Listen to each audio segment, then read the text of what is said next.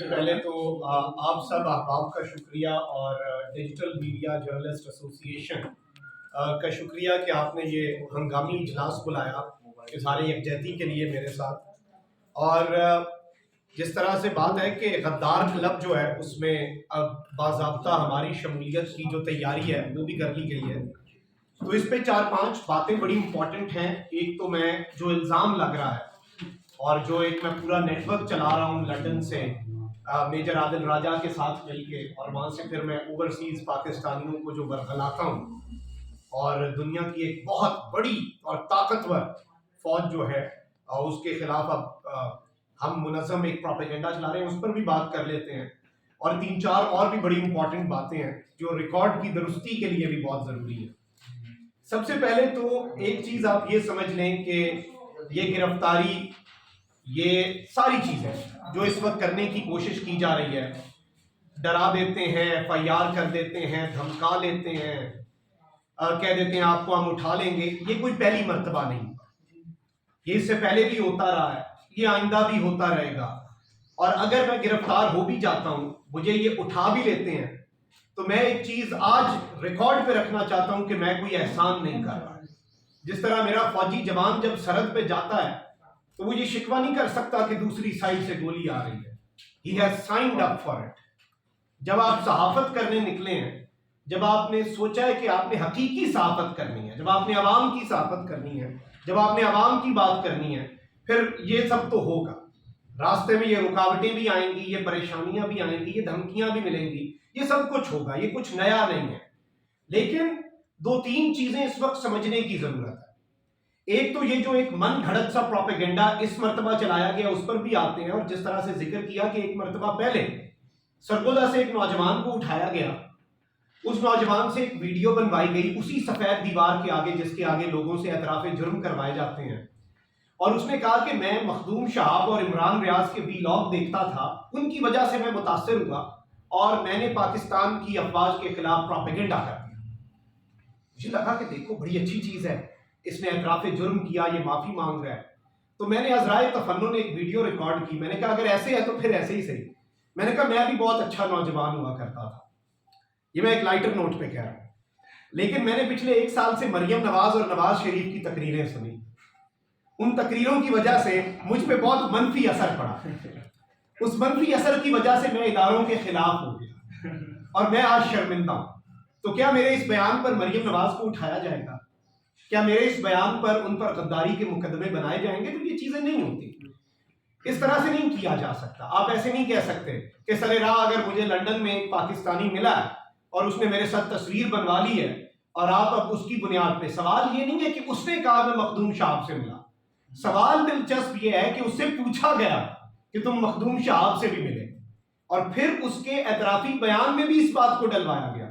پھر اس سرکاری خبر کے اندر جو سارے چینلز پر ایک لفظ کی تبدیلی کے بغیر، مطلب نارملی یہ ہوتا ہے کہ میڈیا چینلز کے پاس ٹکرز آتے ہیں، خبر آتی ہے، پریس ریلیز آتی ہے، اسے کچھ تبدیل کرتے ہیں نا، لیکن ایک لفظ کی تبدیلی کے بغیر جیو، سما، ایکسپریس سارے چینلز کے اوپر چلایا گیا کہ جی پاک فوج کے خلاف سازش کرنے والا گرفتار. اور پاک فوج جو ہے اس نے اپنے ہینڈلرز کا بھی بتا دیا، پشت پناہی کرنے والوں کا بھی بتا دیا. تو سب سے پہلے تو دیکھیں کہ اس وقت آپ غدار کہہ کسے رہے ہیں. 2 چیزیں. ایک، اس وقت بھی ہمارے سارے چینل بھارت میں بین ہیں. اس وقت بھی آپ اندازہ کریں کہ بھارت کے اندر جو سیکٹری انفارمیشن ہے، انڈیا کا سیکٹری انفارمیشن بیٹھ کے پریس کانفرنس کرتا ہے اور کہتا ہے کہ ہمیں را نے یہ رپورٹ دیا ہے، his exact words، ہمیں را نے یہ رپورٹ دیا کہ یہ 20 چینل ہمارے ملک کے خلاف ہیں، ہمارے ملک کے لیے خطرہ ہیں. 1 ارب کی آبادی والا یہ پاکستان کی بات کرتے ہیں. ان چینلز کو بھارت میں بین کر دیا جائے، اس میں ان کا چینل بھی ہے، اس میں میرے چینلز بھی ہیں. ایک جانب تو وہ لوگ، دوسری طرف آپ دیکھیں کہ فلسطین کی بات ہو رہی تھی تو اسرائیل کا ایک اخبار ہے جیروسلم پوسٹ، وہ دنیا کا سب سے زیادہ ریگولرلی پبلش ہونے والا اخبار ہے. 180 سال سے لگاتار پبلش ہو، انگریزی اخبار، لندن سے پبلش ہوتا ہے. اس کے فرنٹ پیج پہ 3 صفحات کی سٹوری لگتی ہے اور اس پر تصویر لگتی ہے عمران ریاض اور مخدوم شہاب کی. یہ ہمارا قصور ہے کہ ہم مسلمانوں کے لیے آواز اٹھاتے ہیں، یہ ہمارا قصور ہے کہ ہم مقبوضہ وادی کے لوگوں کے لیے آواز اٹھا کے اپنا بزنس ماڈل تباہ کر لیتے ہیں. اگر تو صرف ہمیں ڈالرز کی حوث ہوتی، کیا ہماری بھارت میں ویورشپ نہیں تھی؟ تارڑ صاحب کی 30 سے 40% ویورشپ وہاں سے افیکٹ ہوئی. انہوں نے آج تک اف کی، آج تک شکوہ کیا، آج تک بات کی کہ بھائی مجھے نقصان ہو رہا ہے، یہ ہو رہا ہے، وہ ہو رہا ہے؟ نہیں، کیونکہ وہ ہمارے لیے ادھر تمغے تھے. وہ جتنی پابندیاں تھیں وہ یہاں پہ ہم میڈل لگا رہے تھے، کیونکہ صرف انہی کی شرٹیں وہ زیادہ میڈلز کے بوجھ سے نہ ڈل کے ہمیں بھی کچھ میڈل لگنے تھے. تو اب یہ جو غداری کے مقدمات ہیں، یہ بھی میں سمجھتا ہوں یہ تمغے ہیں، یہ وہ میڈلز ہیں جو آپ ہمیں لگا رہے ہیں. اب میں یہ بات ہمیشہ کرتا ہوں، بہت سے لوگ یہ سوال پوچھتے ہیں کہ، اور ابھی ہمارے ایک دوست نے بھی ذکر کیا کہ سوشل میڈیا پہ بھی بہت چلا کہ آپ تو باجوہ کی بہت تعریف کیا کرتے تھے، اب آپ باجوہ کے خلاف بولتے ہیں. میں نے لاہور لبرٹی میں عمران ریاض کو اٹھایا، تقریر کر دی، میں نے ارشد شریف کے اس سوال کا جواب دیا. ارشد شریف نے پوچھا وہ کون تھا، میں نے کہا وہ باجوہ تھا. اس کے بعد مجھے ملک سے جانا پڑ گیا، لاہور ہائی کورٹ میں ہمیں ریٹ پٹیشن دائر کرنی پڑ گئی. لیکن ایک سوال آپ کے ذہنوں میں ضرور ابھرے گا کہ باجوہ اتنا برا کیسے ہو گیا. تو میں سمجھتا ہوں پوری قوم کو سب سے پہلے تو ہم نے ایک ٹرینڈ چلایا تھا، سب چلاتے تھے راحیل شریف کے دور میں، #شکریہ راحیل شریف. مجھے لگتا ہے کہ پوری قوم کو شکریہ قمر باجوہ یہ ٹرینڈ چلانا چاہیے. اس قوم پر، مجھ پر، ہم سب پر سب سے بڑا احسان جنرل باجوہ کا. ہم سب اندھے تھے، ہم سب کی آنکھوں کے آگے مطالعہ پاکستان کی پٹیاں لگی ہوئی تھیں، ہم سب ان کتابوں کے اندر پھنسے ہوئے تھے، ہم سب ان دیو مالائی کہانیوں میں، ان فیری ٹیلز میں پھنسے ہوئے تھے. ہم ایک احمقوں کی جنت میں رہ رہے تھے، ہم نے ایک اپنا امیجنری رومانس بنایا ہوا تھا. وہ سارے کانسیپٹ باجوہ صاحب نے آ کے کلیئر کیے. باجوہ صاحب نے کہا یہ اتارو اپنی آنکھوں سے مطالعہ پاکستان کی. I met خان صاحب، اور خان صاحب نے چارلس ڈکنس کی کتاب ہے ٹیل آف ٹو سٹیز، اس کا ذکر کیا. اس کے آغاز میں بڑا مشہور کوٹ ہے، it was the best of Times, it was the worst of Times. اگر آپ کو لگتا ہے کہ گزشتہ 1 سال ریجیم چینج آپریشن کا پاکستان کی تاریخ کا بدترین دور تھا تو آپ غلط کہہ رہے ہیں. خدا کی قسم یہ پاکستان کی تاریخ کا سنہری دور ہے. یہ کس طرح سے سنہری دور ہے؟ اس میں سارے اندھوں کو بینائی واپس ملی ہے، اس میں مطالعہ پاکستان کی پٹیاں ہماری آنکھوں سے اتاری گئی ہیں، اور ہم نے پھر دیکھا ہے، ہم نے اصل حقیقت کو پہچانا ہے. ہماری آنکھیں کھلی ہیں. ابھی قوم جاگی نہیں ہے، ابھی صرف انہوں نے انگڑائی لی ہے. لیکن میں سمجھتا ہوں یہ انگڑائی بھی خوش آئند ہے. اور اس میں ڈیجیٹل میڈیا سے خطرہ کیا ہے؟ میں آپ کو آج ایک بات بتا رہا ہوں، اس سے پہلے میں نے کبھی آن دا ریکارڈ نہیں بتائی. ایک بہت ہائی رینکنگ آفیسر، اب میں ذاتی تعلق کا پاس کرتے ہوئے زیادہ ڈیٹیل میں نہیں جاؤں گا ورنہ آپ پہنچ جائیں گے اس شخص تک. لیکن انہوں نے مجھے ایک مرتبہ ایک بات کہی آج سے 4-5 مہینے پہلے، اور آپ لوگوں کی آسانی کے لیے کہ آپ کو بعد میں بیپس نہ لگانی پڑ جائیں تو میں ویسے ہی وہ لفظ سینسر کر لیتا ہوں. لیکن ان کے الفاظ تھے کہ اگر یار یہ تم 5-6 یوٹیوبر نہ ہوتے تو اس پاگل خان کے لیے ہم کافی تھے. تو اگر آپ کو یہ لگ رہا ہے کہ یہ جو یوٹیوب ہے، اور جس طرح سے طارق صاحب نے بات کی ڈیجیٹل میڈیا جرنلسٹ ایسوسی ایشن کا قیام بھی بہت ضروری تھا، لیکن میں یہاں پر ایک بات آپ کو بتا دوں کہ یہ آپ کو صحافیوں کو، آپ سب ڈیجیٹل میڈیا جرنلسٹ ہیں، آپ کو یہ تضحیق کے لیے یوٹیوبر کہتے ہیں. کہتے ہیں وہی یوٹیوبر. میں اینکر بھی ہوں، میں کالم نگار بھی ہوں، لیکن میں یہاں پر کہہ رہا ہوں کہ میری سب سے بڑی پہچان یوٹیوبر ہے. مجھے یوٹیوبر لکھا اور پکارا جائے تمام سرکاری اور نیم سرکاری ادارے نوٹ فرما. اس کی وجہ یہ ہے کہ حامد میر صاحب، میں بڑی عزت کرتا ہوں، وہ آج سے 1-1.5 سال پہلے ٹویٹ کیا کرتے تھے یہ 50-50 ہزار والے یوٹیوبر. مجھے اس چیز سے اعتراض نہیں ہے کہ وہ یوٹیوبر کو تضحیق آمیز، لیکن اس میں نا ایک وہ فائنینشل رونق تھی کہ ہم 20 لاکھ والے اینکر، یہ 50,000 والے یوٹیوبر، یہ 50,000، مطلب وہ جو ایک فگر تھا نا اس میں غرور ٹپکتا تھا. لیکن آج میں آپ کو حلفاً ایک بات بتا سکتا ہوں، آپ حامد میر صاحب کا دل بھی کھول کے دیکھ لیں، سلیم صافی صاحب کا دل بھی کھول کے دیکھ لیں، ان کے دل میں بھی ایک خواہش ہوگی کہ میں بڑے ہو کے یوٹیوبر بنوں.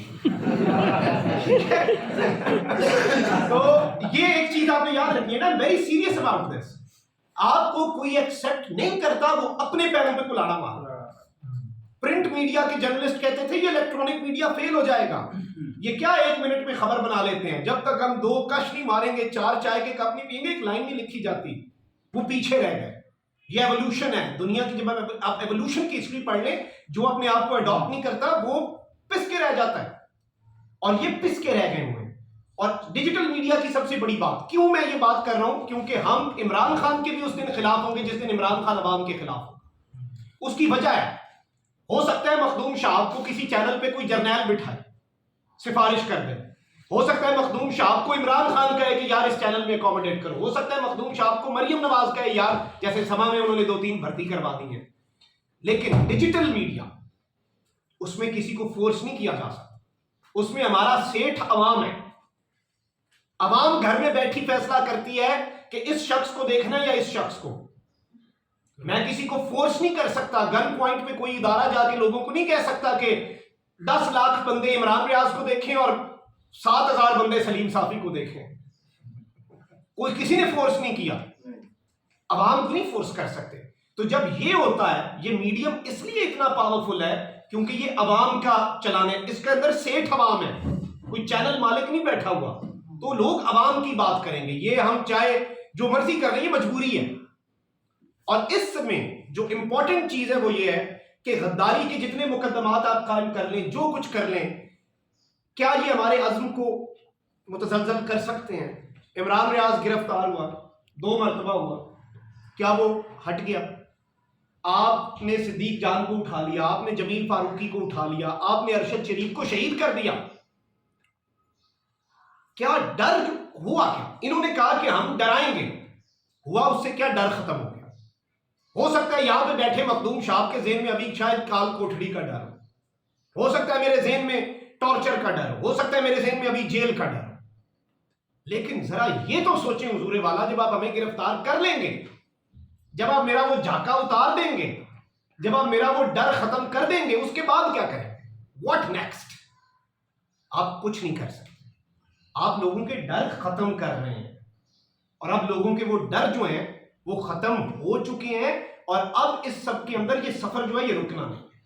میجر عادل راجہ صاحب کے ساتھ میرا بڑا پرانا تعلق ہے، جو میرا ابھی جوڑا جا رہا ہے نا، اور میرا اس دور کا تعلق ہے میجر عادل راجہ صاحب کے ساتھ جب میجر عادل راجہ اسٹیٹ کے لیے لائبلٹی نہیں ایسٹ تھے، جب وہ 5th جنریشن وار کے بہت بڑے سپاہی تھے، جب بڑے گھر میں وہ مقبول بھی تھے اور قبول بھی تھے.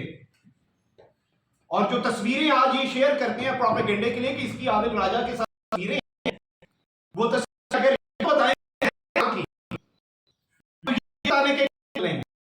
تو آپ صرف اور صرف کام کر تو میں نہیں لوں گا.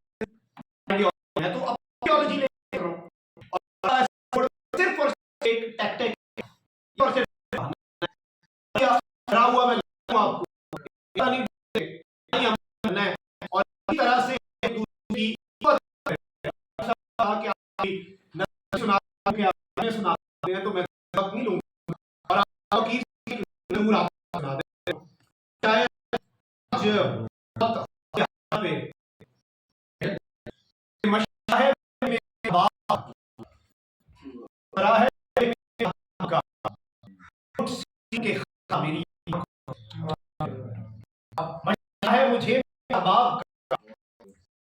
کے خطرہ کی جان روشنی کے شکار نکلے ہوئے وحشت کی ضرورت شمشیر کو ہے. وہ شمشیر میرے تحفظ تھی، شمشیر میرے تحفظ کو تھی، ہمیشہ اڑاتی ہے.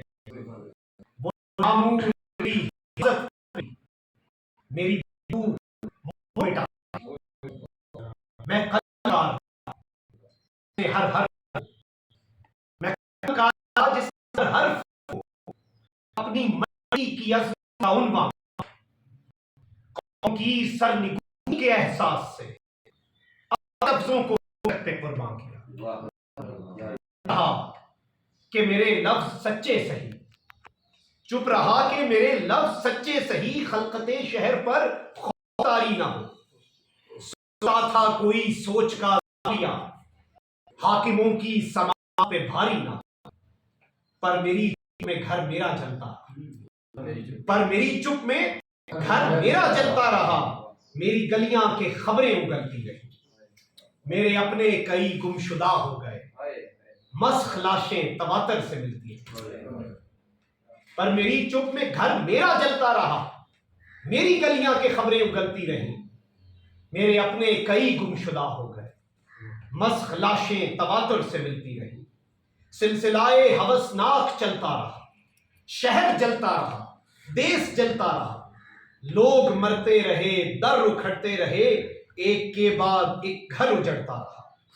مشورہ ہے مجھے میرے احباب کا، مشورہ ہے مجھے میرے احباب کا، شہر میں زخم پر چیخنا جرم ہے، شہر میں زخم پر چیخنا جرم ہے، ظالموں کو سہولت مہیا کرو، سوچنا جرم ہے، بولنا جرم ہے، گمشدہ دوستوں کی شکایت نہ ہو، مسخ لاشوں پہ کوئی عبارت نہ ہو، شعر کہتے رہو گے سو زلف کے، خاک اڑنے کی لیکن حکایت نہ ہو۔ میرے احباب مجھ کو بتاتے نہیں